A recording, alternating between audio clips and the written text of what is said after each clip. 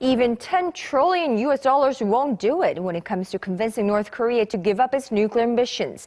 That's according to former North Korean diplomat and #2 at the North Korean embassy in London who defected to South Korea this past summer. For the very first time, Thae Yong-ho spoke to a group of reporters in downtown Seoul. Our very own Connie Kim was there. Appearing in front of South Korean reporters on Tuesday, the former North Korean First Minister to London said Kim Jong-un will never give up its nuclear ambitions, not even if he were given 10 trillion US dollars, adding its leader Kim Jong-un has plans to complete his nuclear weapons development by 2017. North Korea views the period between 2016 and the end of 2017 to be the optimal period to complete its nuclear weapons development. This is when South Korea's presidential election will be taking place and the new US administration will be going through a power transition. There is underlying premise that both Seoul and Washington cannot enforce any physical or military measure to halt its nuclear weapons development.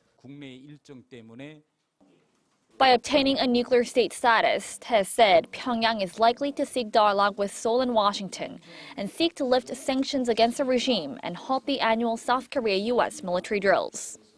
But the former North Korean official was skeptical a North Korea-US summit would happen. With the incoming US administration being a Republican one, chances of a meeting are slim as the Conservative Party has always had a hardline stance against the regime.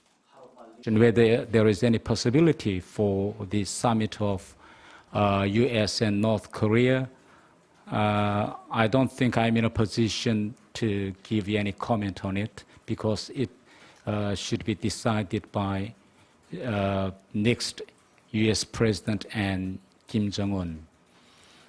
But I do not think that it is likely to happen. Having entered South Korea in August, Thae said his disillusionment with Kim's reign of terror had prompted his defection and pledged to devote his life to the reunification of the Korean peninsula. To fulfill the same in South Korea, most North Korean experts believe Thae will actively carry out public activities. Connie Kim, Arirang News.